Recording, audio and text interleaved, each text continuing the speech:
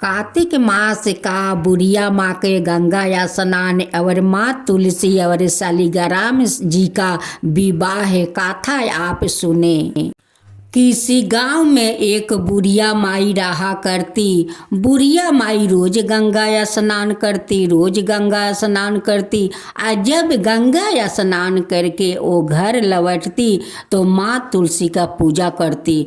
पूजा करके तब जाकर बुढ़िया माई भोजन करती थी।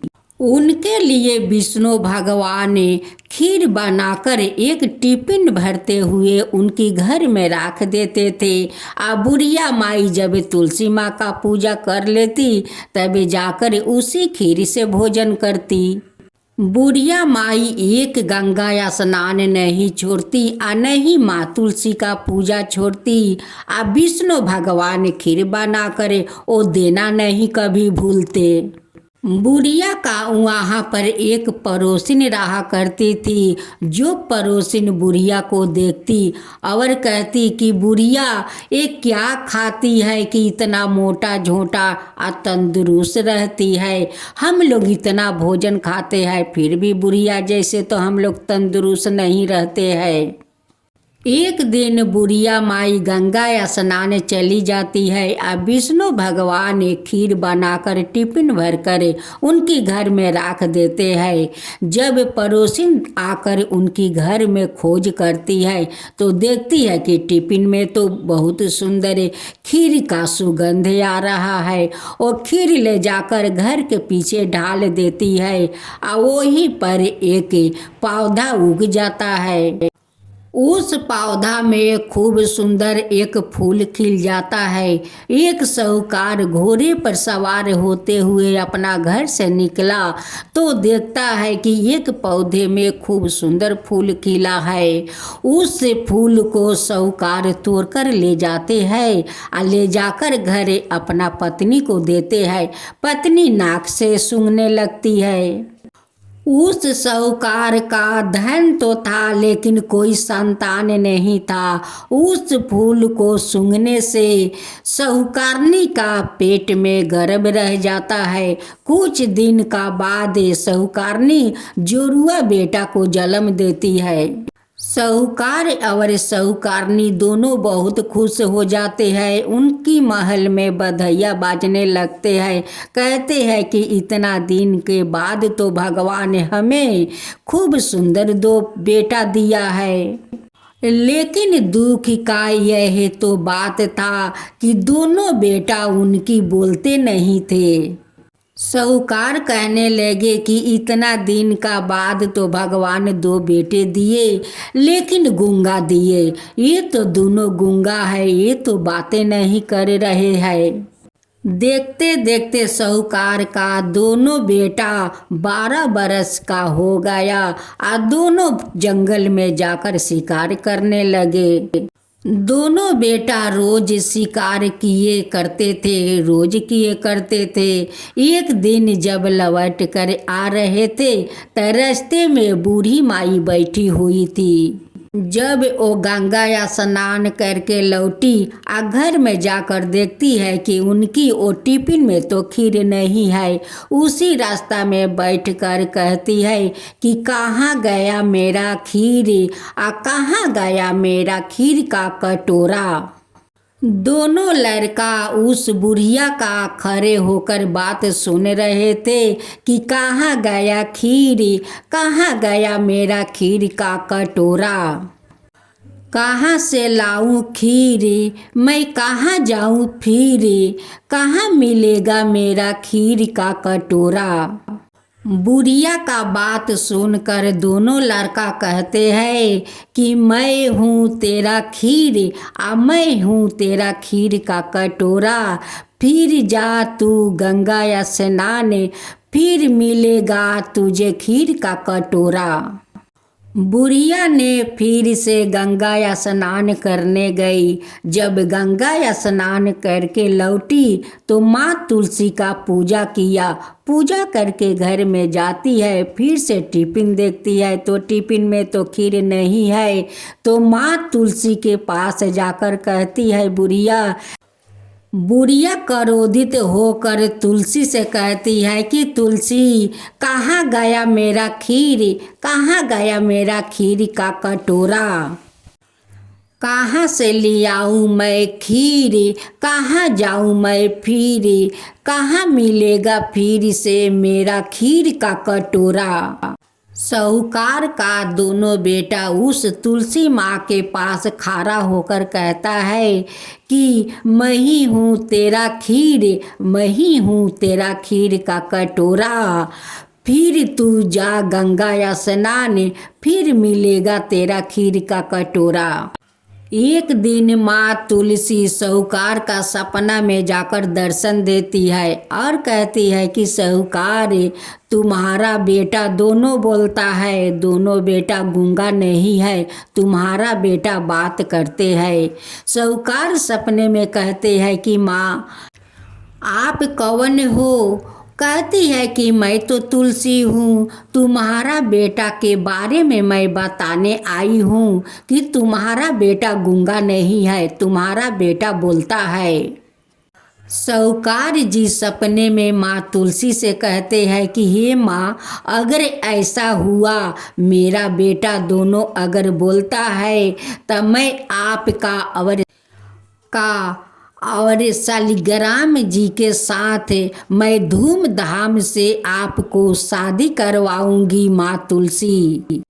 माँ तुलसी साहूकार जी से कहती है कि देखिए, एक बुढ़िया इसी गांव में रहती है।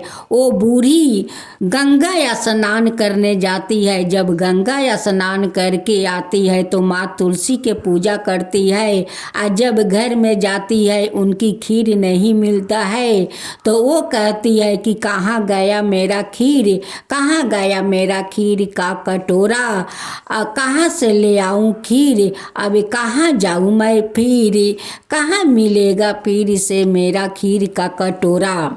इसका जवाब आपका दोनों बेटा देते हैं। आप जाइए उस बूढ़ी का घर छुप कर अपना बेटा को बात सुनिए। जब साहूकार का अंगी टूटा तो साहूकारनी से कहते हैं कि देखो, आज मैं कितना अच्छा सपना देख रही हूँ कि माँ तुलसी मेरे सपने में आकर कहती है कि हम लोग का बेटा गूंगा नहीं है। वो लोग बोलते हैं। एक बूढ़ी माई गंगा स्नान करके आती है और घर में जाकर देखती है कि खीर नहीं है तो बूढ़ी माई कहती है कि कहाँ गया मेरा खीर, कहाँ गया मेरा खीर का कटोरा। तो वो दोनों बेटा हमारा वो बूढ़ी माई को बात को जवाब देते हैं।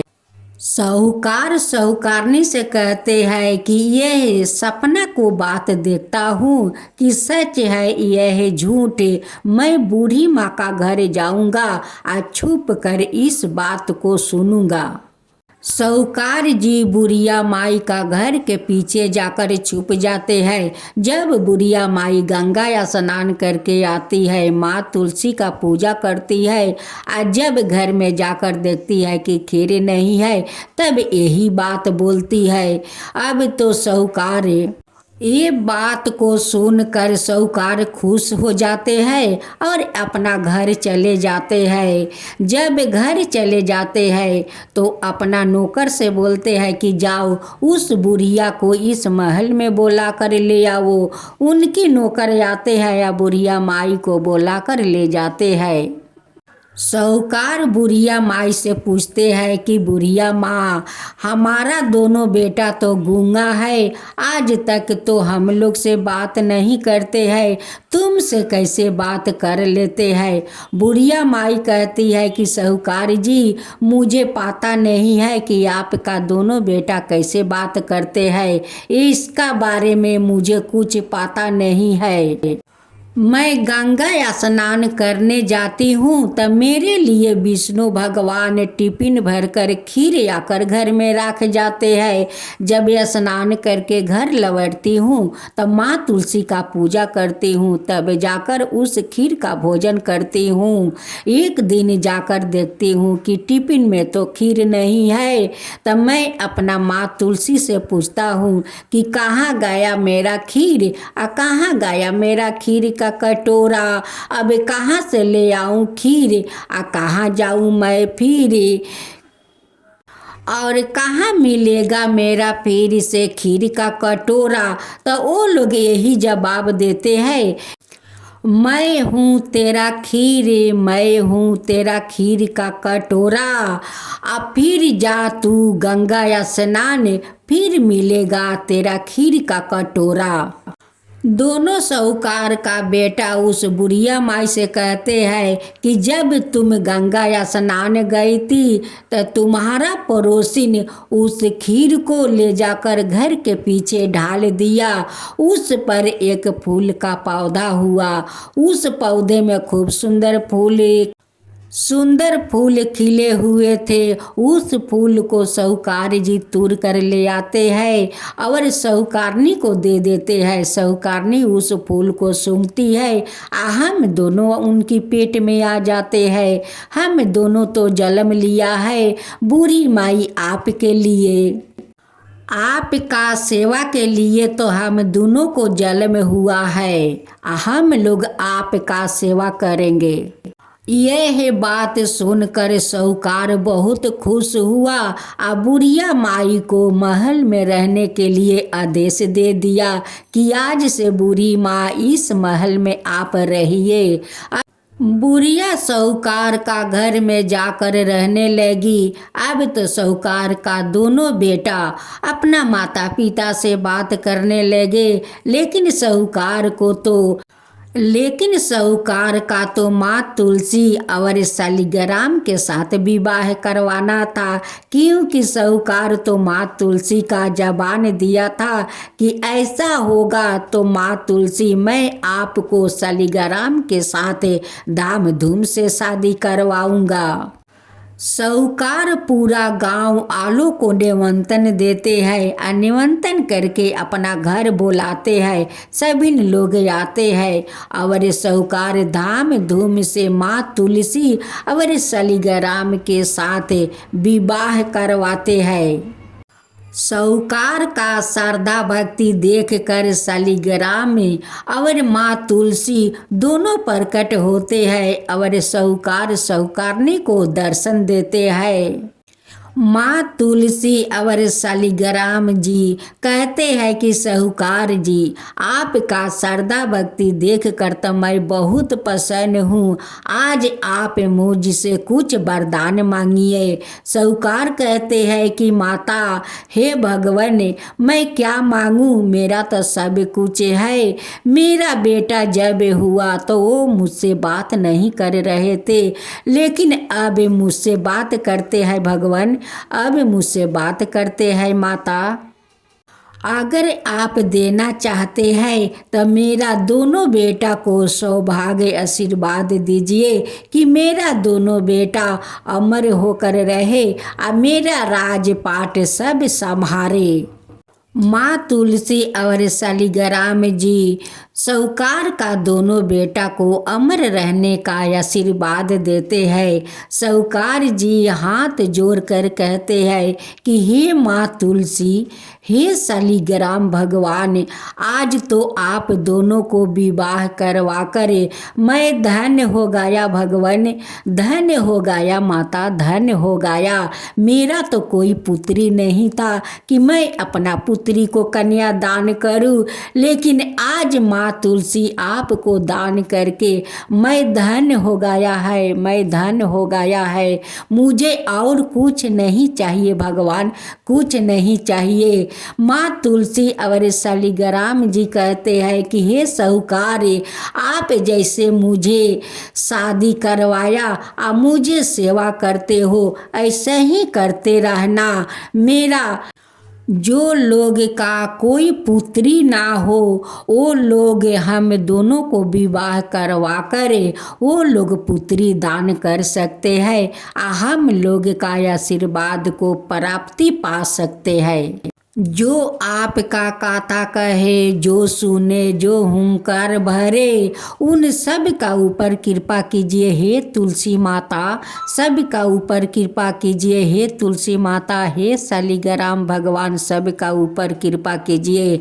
माँ तुलसी की जय हो, माँ तुलसी की जय हो, शालिग्राम भगवान की जय हो, शालिग्राम भगवान की जय हो। जय माँ गंगा, जय माँ गंगा।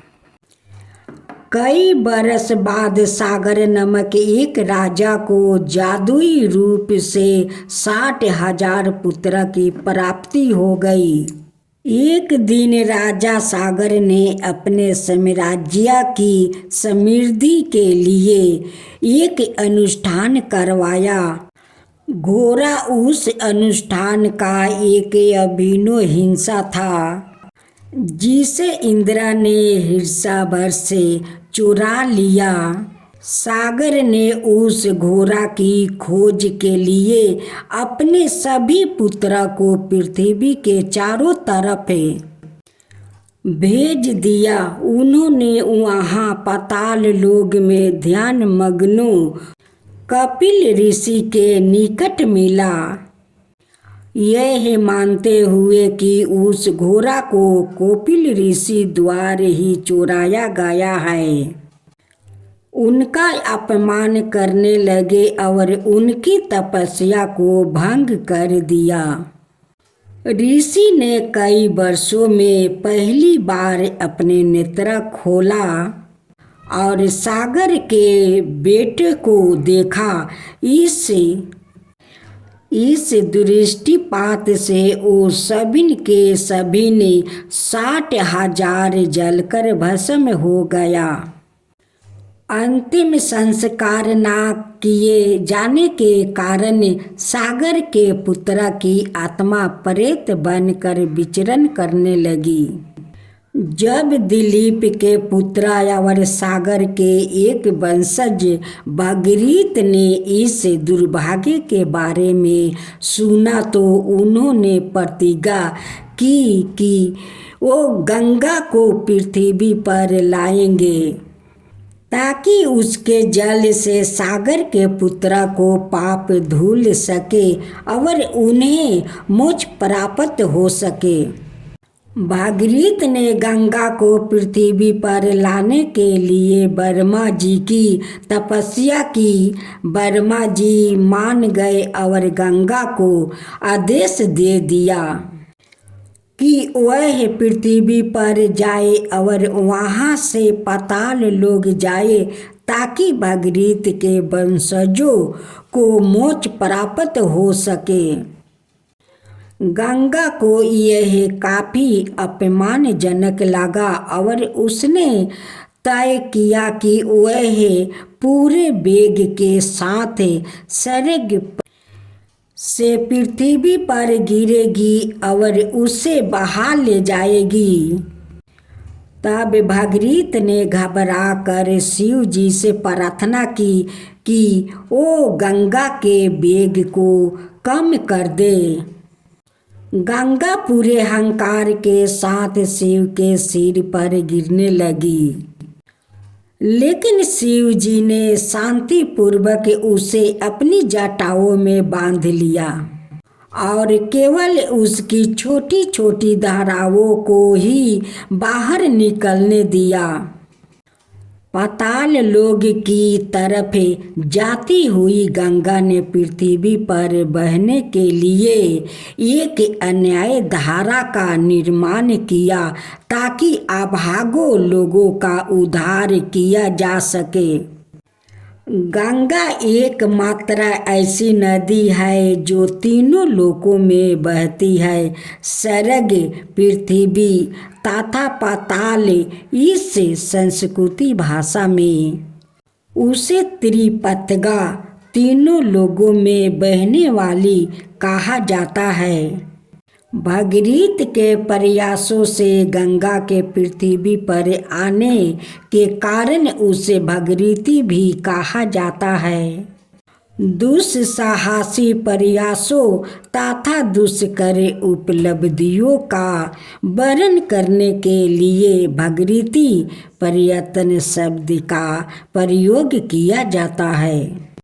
गंगा को जाह्नवी नमक से भी जाना जाता है।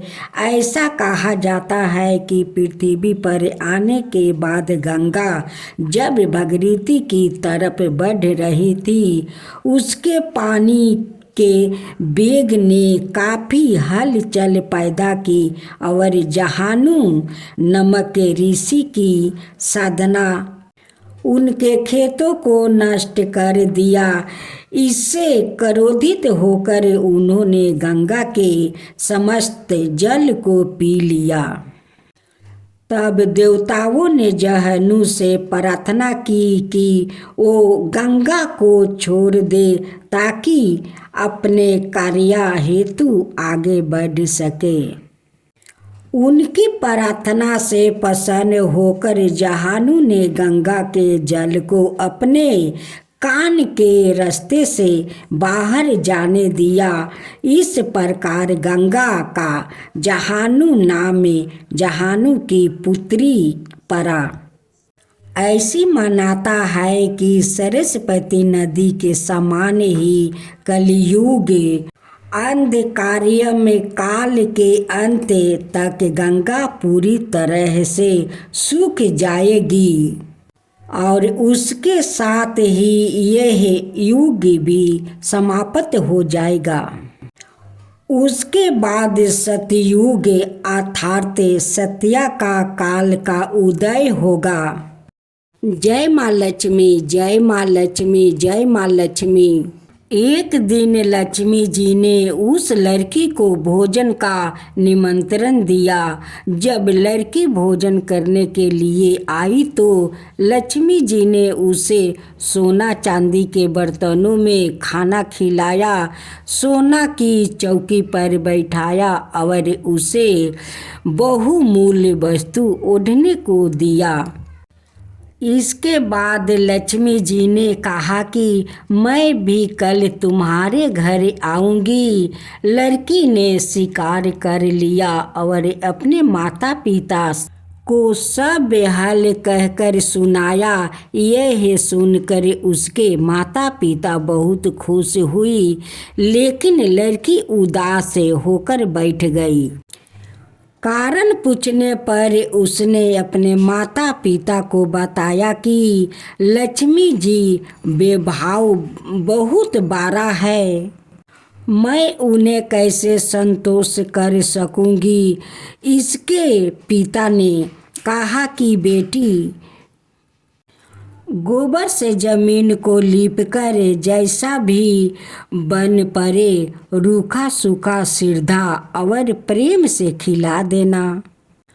यह बात पिता कह नहीं पाए कि एक चील वहाँ मंडराते हुए आई और किसी रानी का 9 लाखा हार वहाँ डालकर चली गई। यह देखकर साहूकार की लड़की बहुत प्रसन्न हुई। उसने उस हार को बेचकर लक्ष्मी जी के भोजन का इंतजाम किया। इसके बाद वह श्री गणेश जी और लक्ष्मी जी वहाँ आ गए। लड़की ने उन्हें सोने की चौकी पर बैठने को कहा। इस पर महालक्ष्मी जी और गणेश जी ने बड़े प्रेम से भोजन किया। लक्ष्मी जी और गणेश जी के आने से साहूकार का घर सुख संपत्ति से भर गया। हे लक्ष्मी माता, जिस प्रकार उस लड़की पर अपनी कृपा बरसाई, उसी प्रकार सभी घरों में सुख संपत्ति देना। नवरात्रि के दिन 7वां दिन माँ काल रात्रि के पूजा की जाती है। काल अर्थ मृत्यु के होता है और रात्रि का अर्थ अंधकार होता है। अंत काल रात्रि का यारत अंधकार, वह है अज्ञानता की मृत्यु के होता है। माँ काल रात्रि दुर्गा का सबसे भयंकर रूप होता है। काल रात्रि माँ का रूप गहरा है। माँ के गले में विद्युत की माला और बाल बिखरे हुए है। माँ काल रात्रि के 4 हाथ है और उनका एक हाथ बरमुर्दा में है, जिसके वह भक्तों को आशीर्वाद देती है। दूसरा हाथ अभय मुर्दा में है, जिससे वह भक्तों की रक्षा करती है। तीसरे हाथ में उन्होंने वर्ज पकड़ा है और चौथे हाथ में निकला घंटा है। माँ काल रात्रि का वाहन गधा है। माँ की पूजा करने से व्यक्ति अपने क्रोध में नियंत्रण ला सकता है। नवरात्रि का 7वां दिन तांत्रिक क्रिया के साधन करने वाले लोग के लिए अति महत्वपूर्ण है।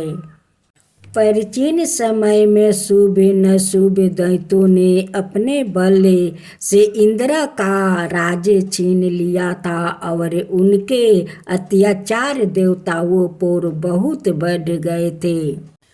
तब वह मदद मांगने हिमालय पर्वत पर जाकर माँ भगवती की स्तुति करते हैं। माँ पार्वती को जब इनके बारे में पता चलता है, तब उन्हों शरीर से अंबिका निकलती है, तो पार्वती ने अंबिका को दैत्यों के संहार के लिए भेजा। युद्ध में शुभ और निशुभ ने 2 राक्षसों को चंड और कुंड को भेजा। अंबिका देवी ने चंड और कुंड से लड़ने के लिए काली देवी का निवारण किया और काली माता ने चंड और कुंड का वध कर दिया। इसलिए वह चामुंडा के नाम से जानी जाने लगी। इसके बाद शुभ और निशुभ ने रक्त बीज नामक अति परिक्रमी राक्षसों को भेजा। इसके बाद शुभ और निशुभ ने रक्त बीज नामक अति पराक्रमी राक्षसों को उसको ब्रह्मा जी से वरदान था कि जब इसकी एक भी रक्त की बूंद जमीन पर गिरेगी, वह दूसरा रक्त बीज बन जाएगा, जिससे उसके जैसा पराक्रमी पैदा हो जाएगा। युद्ध में जब रक्त बीज का रक्त गिरते ही वह पे बहुत सारे दानव पैदा हो जाएगा। तब देवताओं का भय बढ़ गया।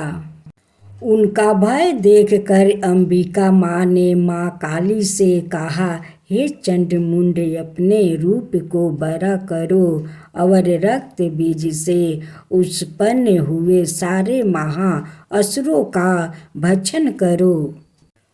उसके बाद काली माँ ने अपना रूप बड़ा करके अपने त्रिशूल से रक्त बीज पर प्रहार किया।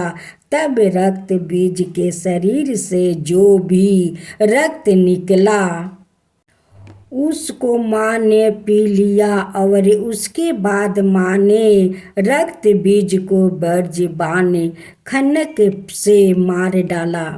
माँ काल रात्रि दुष्टों का नाश करने वाली है और क्रूरता को खत्म करने वाली है। मेरे रूठ गई काली, मनाऊं कैसे रिझाऊं कैसे। मेरे रूठ गई काली, मनाऊं कैसे। आसी पास कहीं डेरा नहीं है, आसी पास कहीं डेरा नहीं है। दूर कलकत्ता मैं जाऊं कैसे। मेरे रूठ गई काली, मनाऊं कैसे। लाली चुनरिया माँ के भाती नहीं है, काली चुनरिया मैं लाऊं कैसे, मेरे रूठ गई काली मनाऊं कैसे, रिझाऊं कैसे, रिझाऊं कैसे, मेरे रूठ गई काली मनाऊं कैसे। फूलों के माला माँ के भाती नहीं है, फूलों के माला माँ के भाती नहीं है, मुंडू के माला, मुंडू के माला मैं लाऊं कैसे, मेरे रूठ गई काली मनाऊं कैसे, रिझाऊं कैसे, रिझाऊं कैसे, मेरे रूठ गई काली मनाऊं कैसे। अमृत मंदिरा माँ के भाती नहीं है, असुर के रक्त मैं लाऊं कैसे, मेरे रूठ गई काली मनाऊं कैसे, रिझाऊं कैसे, रिझाऊं कैसे, मेरे रूठ गई काली मनाऊं कैसे। आज मैं आप लोग का माँ दुर्गा का छोटा सा भजन सुनाती हूँ, उसका बाद में माँ दुर्गा और कुम्हार का दुख भरी कहानी सुनाती हूँ। इस कहानी का आप लोग जरूर सुनिएगा। नैन मिया का गछिया दुर्गा मैया झुलुआ लगाईदा हो, नैन मिया के गछिया शीतली मैया झुलुआ लगाईदा हो, झुलुआ लगाईदा, झुलुआ लगाईदा, झुलुआ लगाईदा, झुलुआ लगाईदा, बही गैले शीतल बेअरिया दुर्गा मैया झुलुआ लगाईदा हो, बही गैले शीतल बेअरिया शीतली मैया झुलुआ लगाईदा हो, रेशम का डोरी का झुलुआ लगाई बा, रेशम का डोरी का झुलुआ लगाई बा, सोने का पिरिया लगाई बा, शीतली मैया झुलुआ लगाईदा हो, सोने का पिरिया लगाई बा, दुर्गा मैया झुलुआ लगाईदा हो। नैन मिया के गछिया दुर्गा मैया झुलुआ लगाईदा हो, नैन मिया का गछिया शीतली मैया झुलुआ लगाईदा हो, झुलुआ लगाईदा, झुलुआ लगाईदा, झुलुआ लगाईदा, झुलुआ लगाईदा, बही गैले शीतल बेअरिया शीतली मैया झुलुआ लगाईदा हो, बही गैले शीतल बेअरिया शीतली मैया झुलुआ लगाईदा हो, बही गैले शीतल बेअरिया दुर्गा मैया झुलुआ लगाईदा हो, नैन मिया के गछिया दुर्गा मैया झुलुआ लगाईदा हो, नैन मिया के गछिया शीतली मैया झुलुआ लगाईदा हो। कलिया में चुनी चुनी फूलवा सजाईबा, कलिया में सुनी चुनी फूलवा सजाईबा, पिरिया में झालर लगाईबा, शीतली मैया झुलुआ लगाईदा हो, पिरिया में झालर लगाईबा, दुर्गा मैया झुलुआ लगाईदा हो, कलिया में चुनी चुनी फूलवा सजाईबा, कलिया में चुनी चुनी फूलवा सजाईबा, पिरिया में झालर लगाईबा, दुर्गा मैया झुलुआ लगाईदा हो, पिरिया में झालर लगाईबा,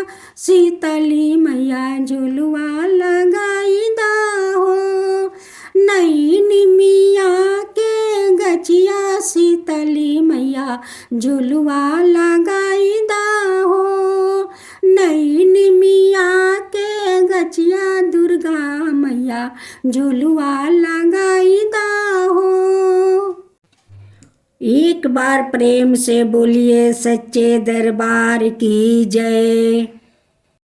आज मैं आपको एक कुम्हार की कहानी सुनाने जा रहा हूँ। बहुत समय पहले की बात है। किसी गांव में एक कुम्हार अपनी पत्नी और अपने एक 9 महीना के बच्चे के साथ रहता था। कुम्हार माँ दुर्गा की प्रतिमा बनाकर उसे बाजार में बेचकर अपनी आजीविका चलाता था। कुम्हार और उसकी पत्नी प्रतिदिन माँ दुर्गा की पूजा किया करते थे। कहते हैं माता अपने सच्चे भक्तों की परीक्षा अवश्य लेती है।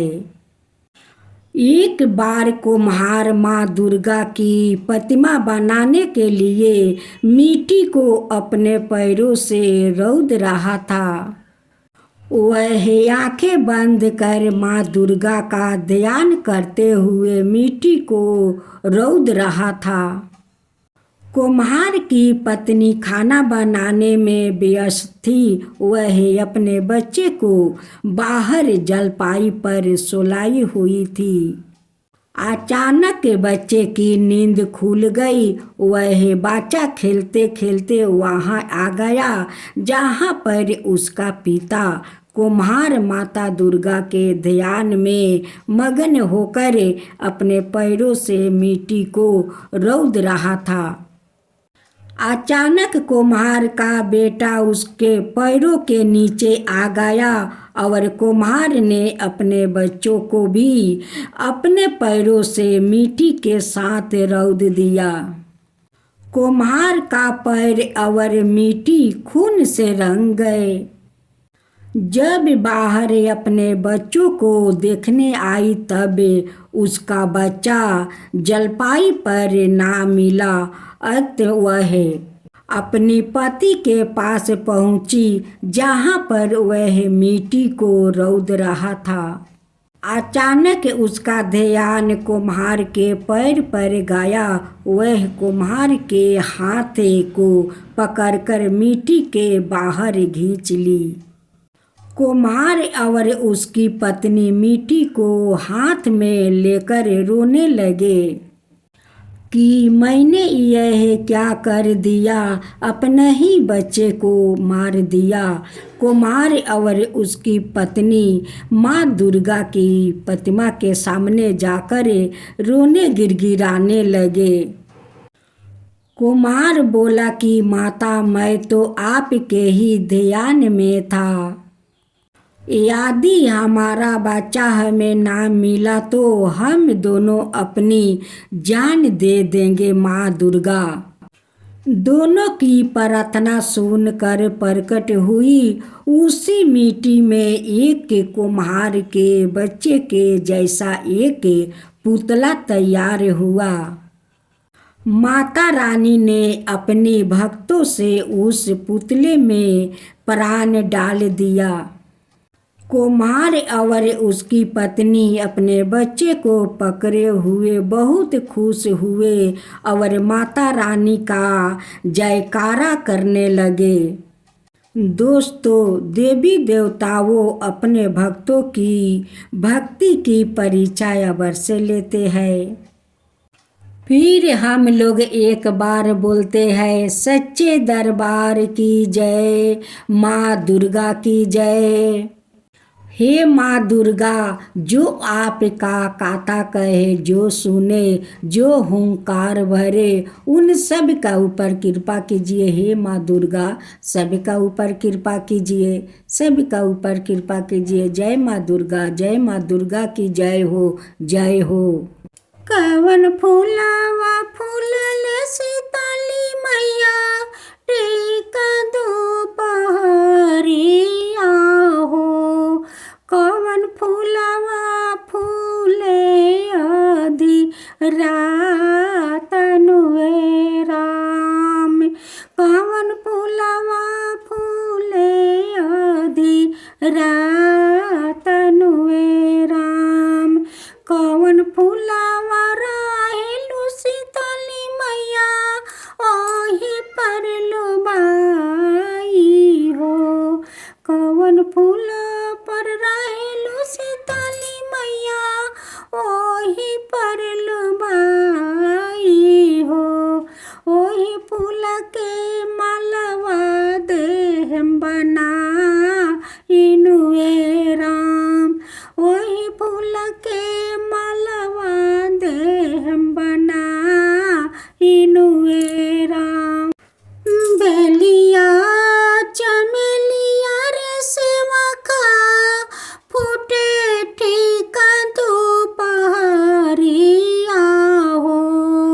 बेलिया चमेलिया रे सेवा का फूटे ठीका दोपहरिया हो। चंपा फूलवा फूटे अंधिरातनुए राम।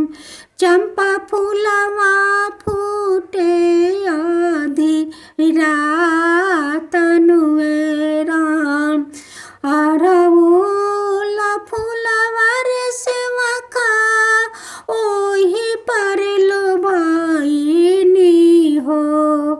अरहुल फूलवा रे सेवा का ओही पर लुभाइनी हो। उहे फूलवा बाटे हमरे अनमोलनुए राम। उहे फूलवा बाटे हमरे अनमोलनुए राम। ओही फूलवा के गोतिए रे सेवा का गालवा के हारावा हो। ओही फूल